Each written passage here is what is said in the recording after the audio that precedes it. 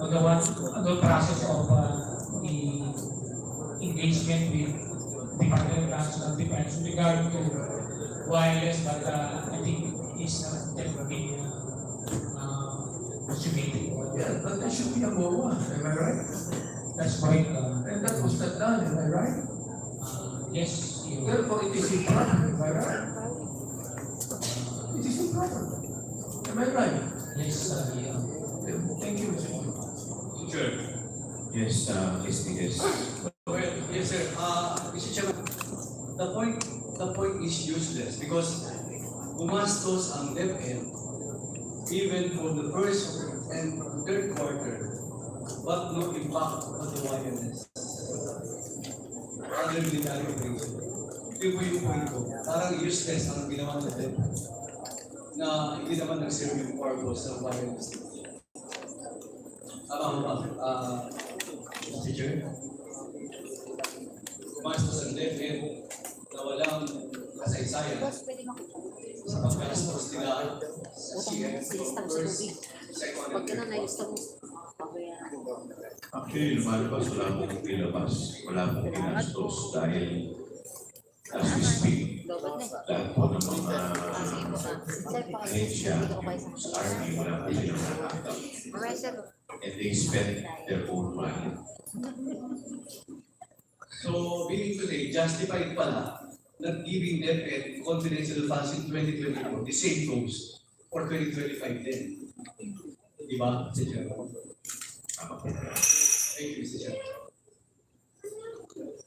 The Chair would like to recognize the next interpreter, the Honorable Congressman Orlando Olivia. Thank you, Mr. Chair. Yung tanong ko po kung pwede kay Atty. Resty Siyas. Tama po ba? Siyas? Yes, sir. Good afternoon po. Thank you po. This is in regards to Yusek Gloria Danilo regarding po sa statement niya last hearing. According to him, nag-launch kayo sa timesheet October 2023 sa Linden Streets. Do you confirm that? Good afternoon again, Mr. Chair. Yes, sir. I confirm that. There was an activity. I think it was a training on procurement, and because not quite sure about the date, there was such an activity. October, sir. Apat yata kayo. The tourist and consultant. Tama po. Initially, sir, we were not just four. We were a group, including our staff. And then, but we were in one long table, and yes, with two others, meaning Yusek and some other staff. And during that meeting, according to Yusek Gloria Mercado, nung last hearing po, nilapitan daw sa asset ng saya. At nagsabi yung mag-usap-usap na lang kayo tungkol sa bidding para sa DepEd Computerization Program for 2022. According to her, that statement was made to her in your presence. Totoo po ba ito? I recall in that meeting that then ASEC Reynolds, Please answer. Please be responsive to the question. Yes, sir. Yes, sir. Yes, sir. So, sa pagkakaalala niyo po, anong sinabi na yung talagang salita ni Asik Israel? Ano po ang naintindihan niyo? ASEC, we were discussing, I think it was about the utilization of the funds for the procurement, sir. And it was a discussion like there was something like there is a need to be able to utilize the funds immediately. And there was some kind of a remark that, something like maybe pwede naman na lang pag-usapan na kung paano maayos kasi ang importante, utilize yung fund because the fund for the procurement was about to lapse in December of 2023. I understand this fund was 2022, sir. By the way, sir, just for purposes of background, I was quite new in the department. I just joined the department sometime in January. So, At that time, you were already familiar with Mr. Musaya. Kilala niyo po siya as assistant secretary. If I recall it right, I was former HR director, sir. So if I recall it right, Asek Musaya was, the appointment of Asek Musaya was October 1st of 2023. So he was presented as one of the new officers of the DepEd.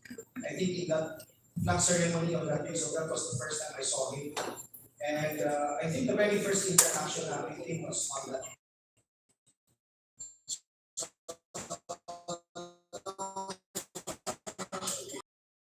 Reaction. I was a bit surprised, but at the same time I was also amused, sir, because as a lawyer, I thought it was just a joke, no? The offhand remark of something like talking about it. I thought it was some kind of a joke. It was just nothing. I didn't really mind it that much. Thank you.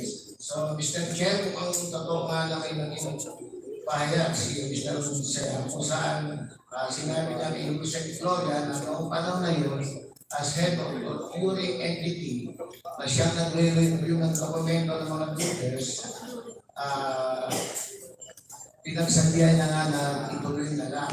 At kung saan hindi tinanggap ni Jose Florian yung kahing na yun at dapat masunod ng tamang proseso. Nakakapagtaka lang, Mr. Chair, si Asek ay head ng procurement at malapit na kaibigan ni Duterte na siya pang nagpahayag o nagpahiwatig sa isang head ng procuring entity at pati na rin sa harap ng isang backyard person.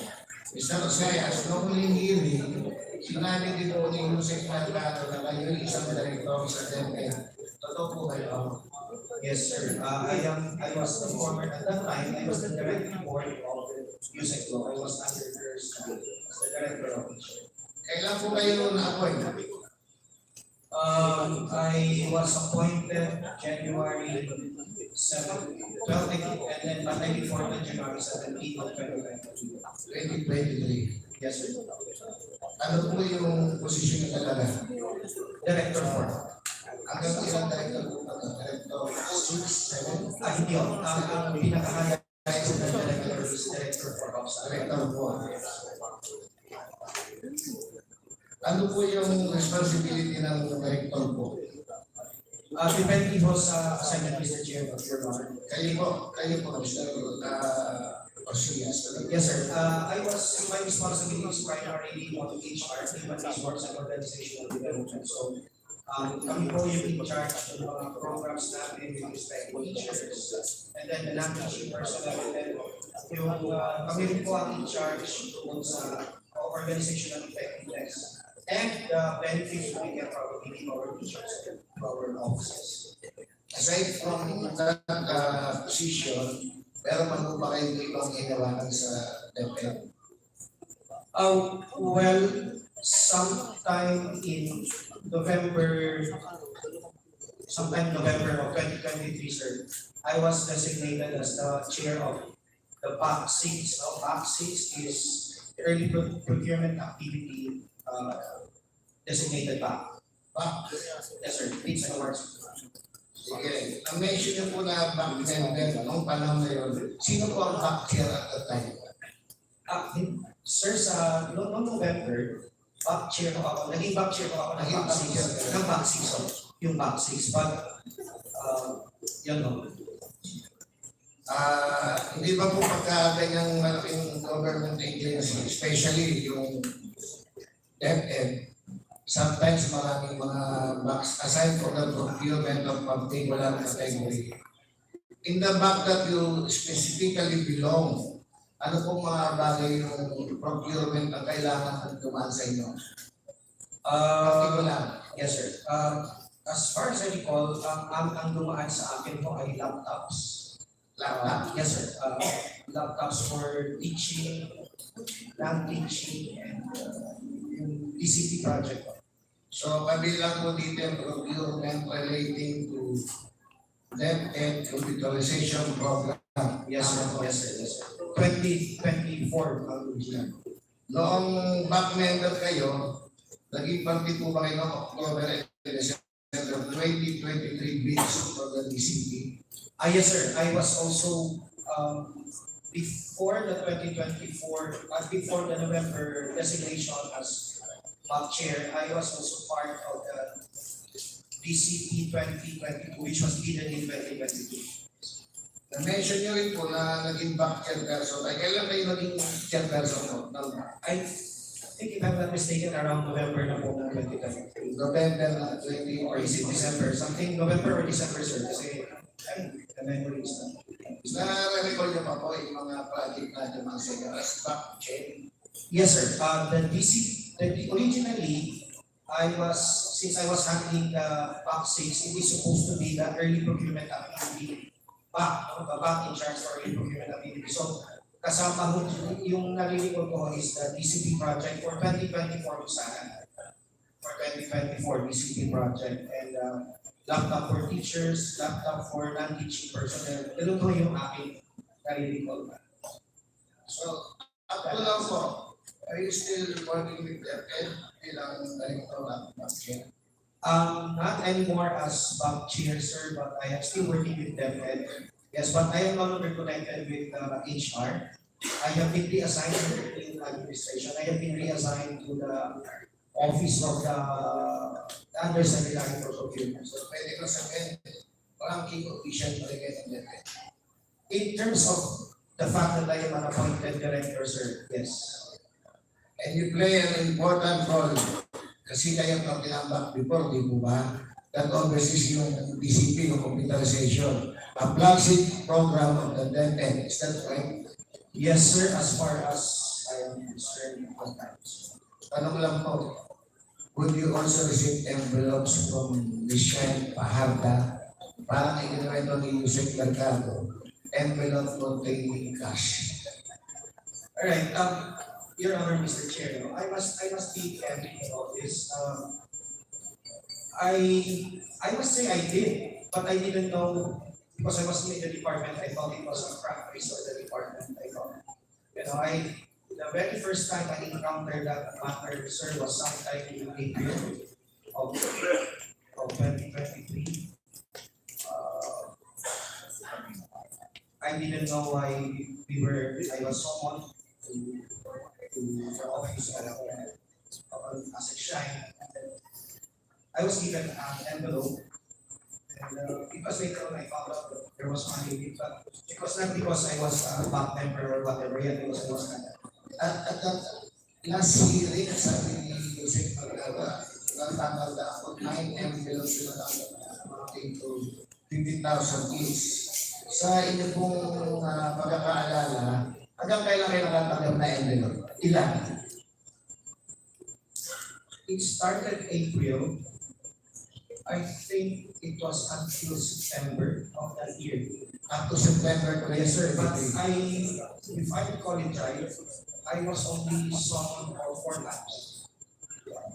4 times. Yes. Up to September 2023. Yes, sir. So yung last quarter mo, wala kayo. Wala. So in other words, wala kayong envelope na tatanggap ng 4th quarter ng 2023. Tama mo? Yes, sir. Mukhang sumakto.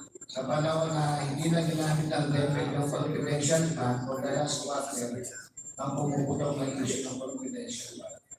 Anyway, Mr. Diaz, I think this was also mentioned by the VP ng press conference na magkano po pala yung laman? Magkano po laman ng envelope? I think it was something like between 12 to 15 steps. It was very common. Mr. Diaz, last week din po, after nung nandito si Yusek Mercado, meron din pong press conference si Vice President. According to the Vice President, nag-solicit daw po si Yusek Gloria from private companies using the name of the DB, which is supposedly the reason why she was let go. Kaya sa tinanggal. So, based po sa dokumento na inilabas, ito ay patungkol sa programang DepEd Guru. Are you familiar with that project? Yes, sir. I am familiar with the DepEd Guru project because I am supposed to be the project owner of that program. Mr. Chair, can you explain to us briefly what this project is? Early on, when I joined the department,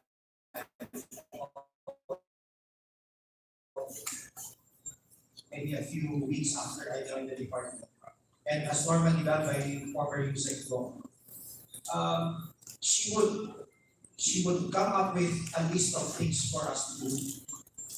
And I recall that there were tasks given to us. I think it was after she went on a birthday trip. Like there were about 40 tasks that has to be accomplished by our strand, the HR and OD strand, including the other components of that strand, sir. So the HR strand or the HR OD strand and NAYAP and TEX, we had about 40 tasks. Out of the 40, there were about 27 that pertains to my bureau. So for HR and OD. And I recall that one of the priorities that we were informed of by Yusek Long, one of the priorities that we need to deliver as a strand is some kind of a chatbot wherein the secretary can connect directly with our teachers. Meaning that the idea was for her to be able to, for the teachers to be able to connect with her directly so that she can immediately respond to this with the secretary. Yes, sir. And there were 3 assigned to me, and the other 2 were a PTIS, we call it a PTIS, an information system of all the employees of the department. And the other one was a hiring process which will minimize the engagement of the human intervention, so the computations were all done by the system, something like that. So there were 3. So DepEd Guru was more on the aspect of that parang immediately makakausap ng mga teachers so they can immediately raise the concern. Kasi the thing there, sir, is if you use the idea there is if you use the current social media processes like Messenger, etc. No? There are about, at that time there were about 888,000 plus teachers. So just imagine if a teacher comes up with a concern, and there were so many of them, matatabunan lang yung kanyang concern, and there is no possibility for example, the people be able to answer the concern. So there has to be some kind of a different approach with some kind of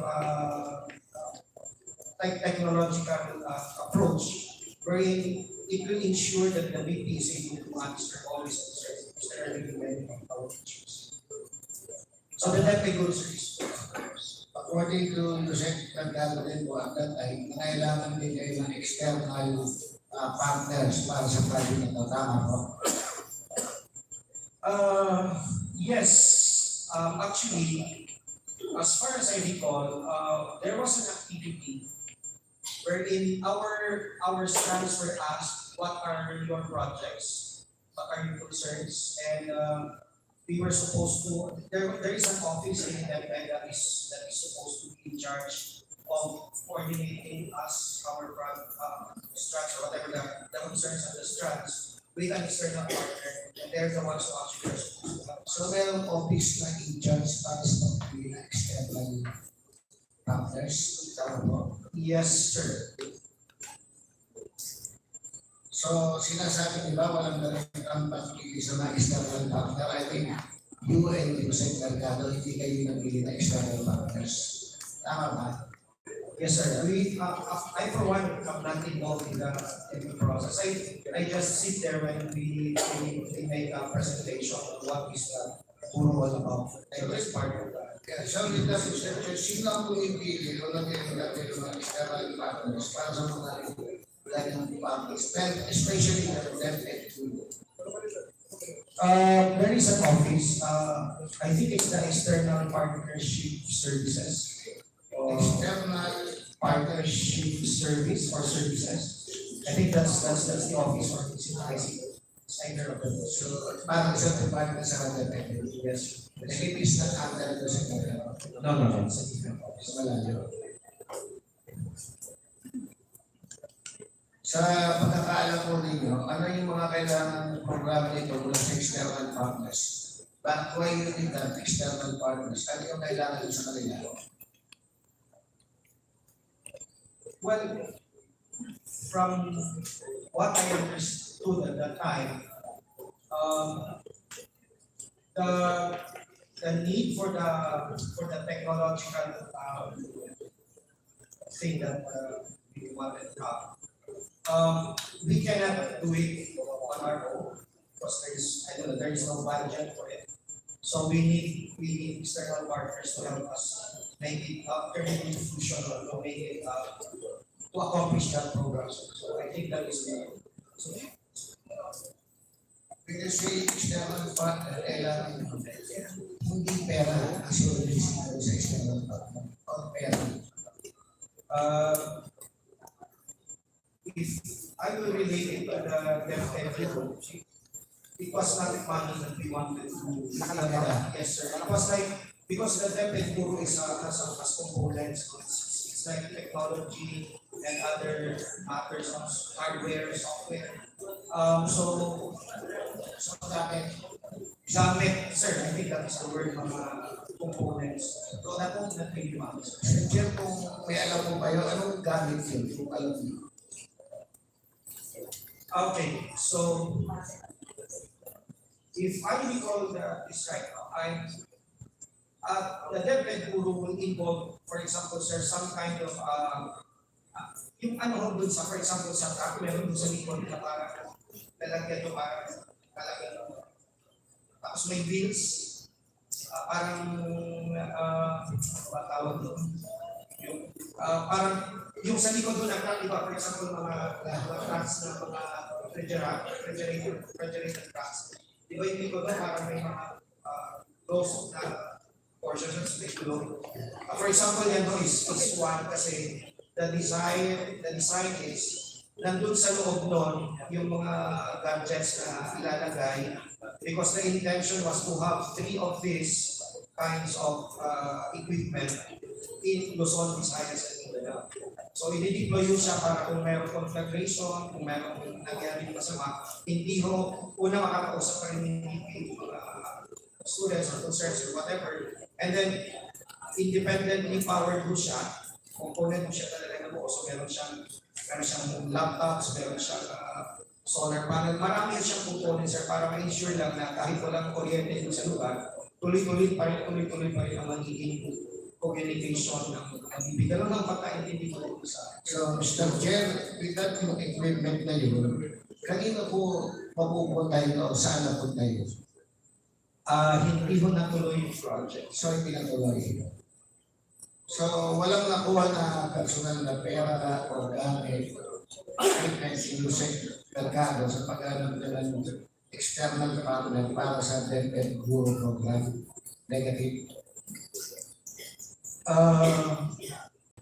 I can only speak up to the extent that I interact with views and law, like for example in the office. If that is the basis of the premise of the I don't think there was any. Kasi wala naman, hindi naman wala tuloy yung project. Sa pagkakaalam niyo po, Mr. Chair, palagay niyo ba importante itong project na ito na magkaroon ng direktang komunikasyon? Yung halos 900,000, almost 1 million na teacher at CPD sa ilalim ng Guru program. I can only speak, sir, from experience. I am a survivor of the Yolanda tragedy, almost killed me and my family. As far as I'm concerned, there is really a need to have things like this during our graduation, especially for purposes of our kids to continue with their education despite everything that happens. So, to my mind, it is something that we need to have. But of course, the program in nutrition. So, in short, ito'y naging priority project ni Bibi Duterte sana. Sir, that was the information I got or we got from the USEC kasi siya naman po ang nakakausap sa Mexico, hindi naman ako able. Kung ano lang po yung pinapaba sa amin, yun lang po yung aming extent ng knowledge kung ano ang kailangan. Ano ba ang difference ng priority project kumpara sa regular project sa DepEd? The way I understood it, sir, is that ang priority projects is our immediate need.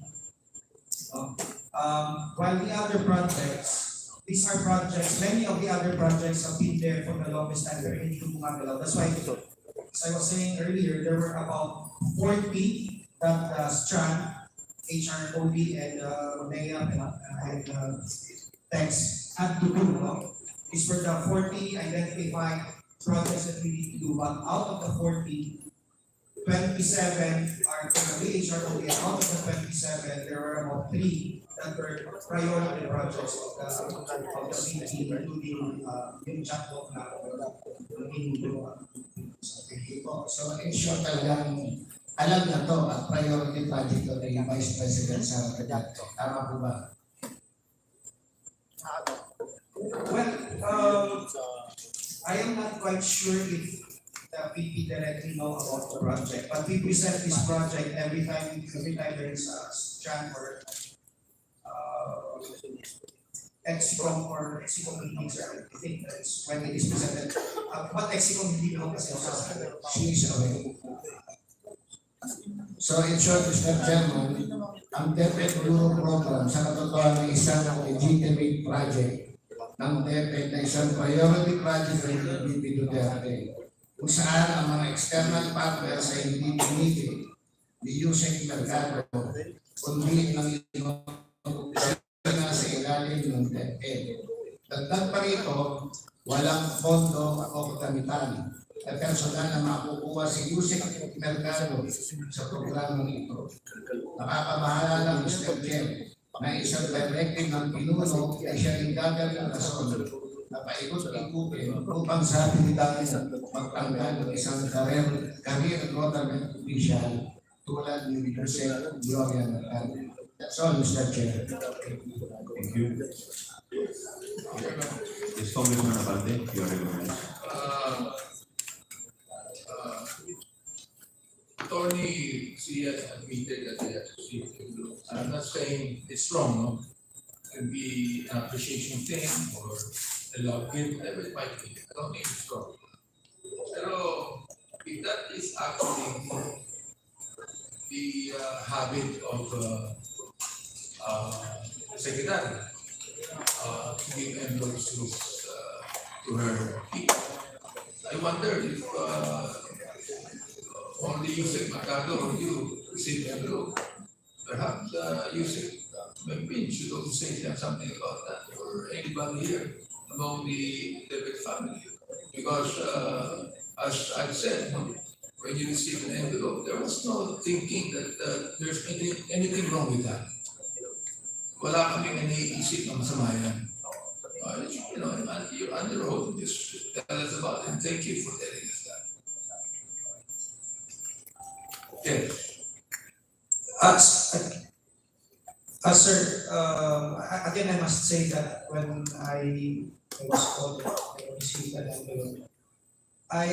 Initially I thought that it is how it is in DepEd because I did not come from DepEd. So, to be honest, I was grateful because it helps a lot. I am from the province, so parang nakakatulong. Where were you before, Attorney Oriel? Before you went to DepEd, where were you before? I spent more or less 25 years in another agency. In the private?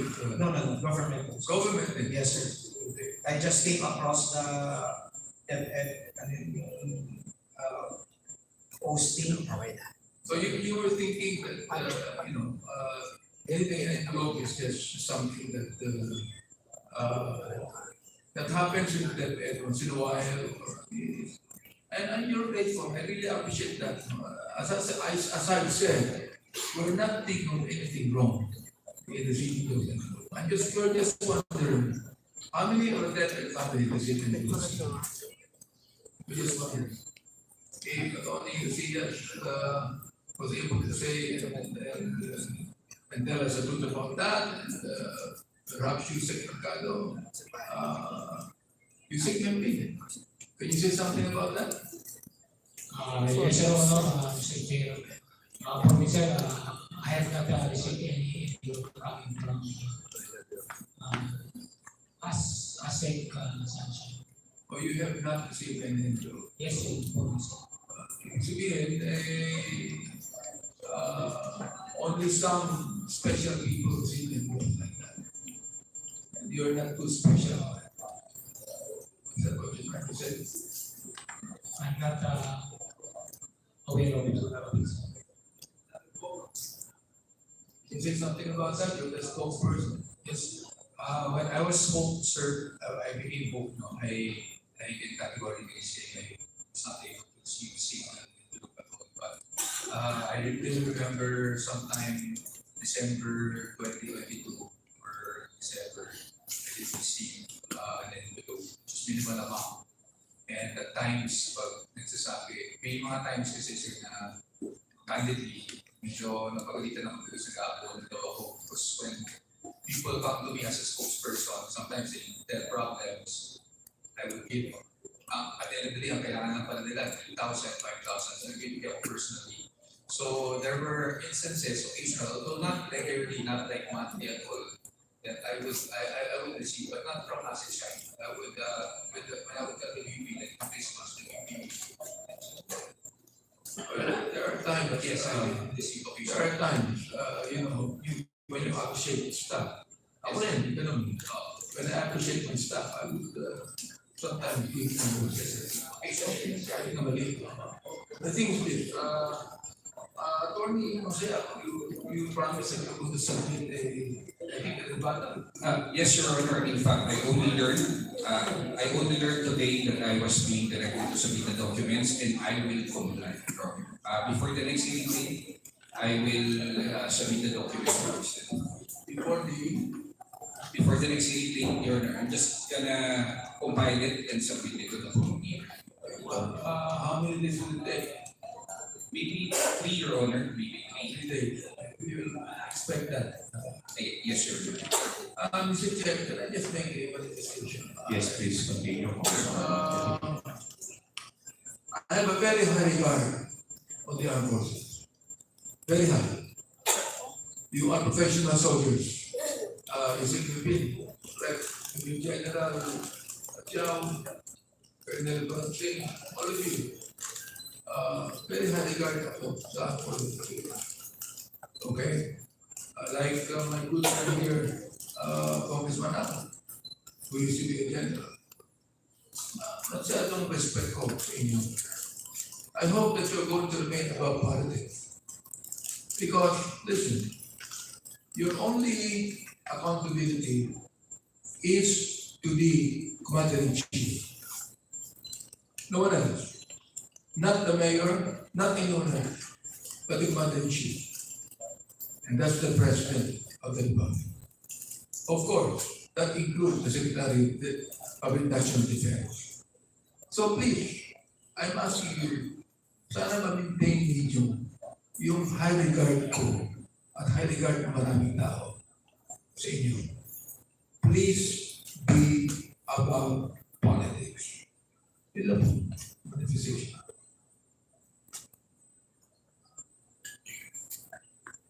Yes, Congress, Senior Deputy Speaker, Douglas Harris.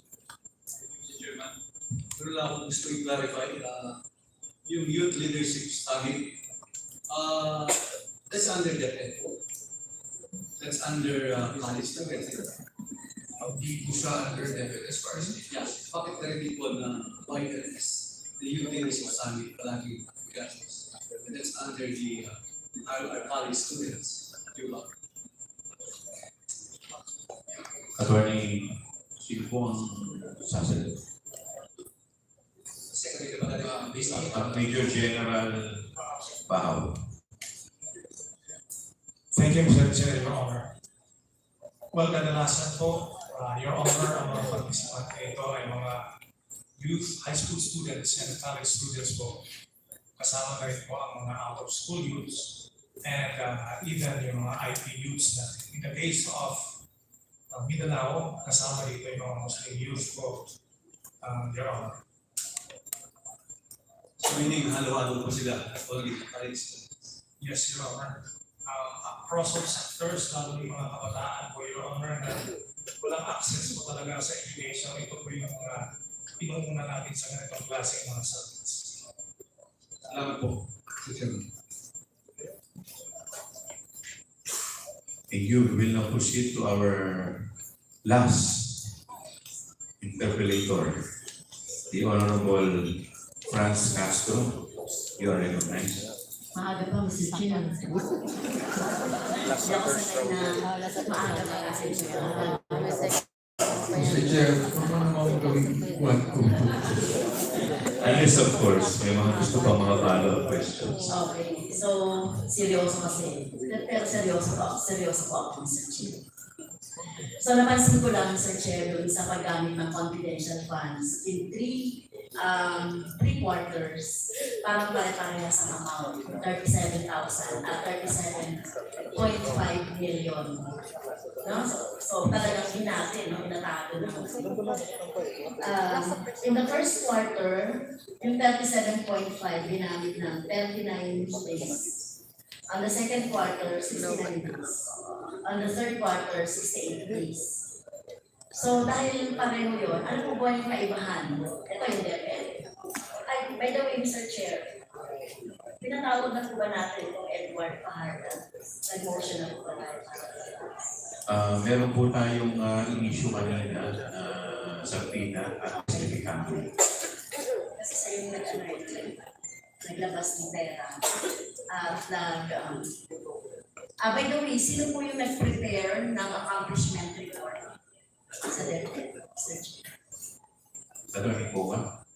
Mr. Chair, I would assume it would also be the SDO. That point. SDO Paharda. Ako, kasi po yung nakapirma, hindi po ako familiar kasi sa commission report already. It's prepared by the SDO as prepared. Okay, so siya yung naglabas ng pera, siya rin yung nag-report. I think it po yung requirement, Your Honor. I don't have a copy, but I can look for a copy. Hindi, yun nga, yung accomplishment report,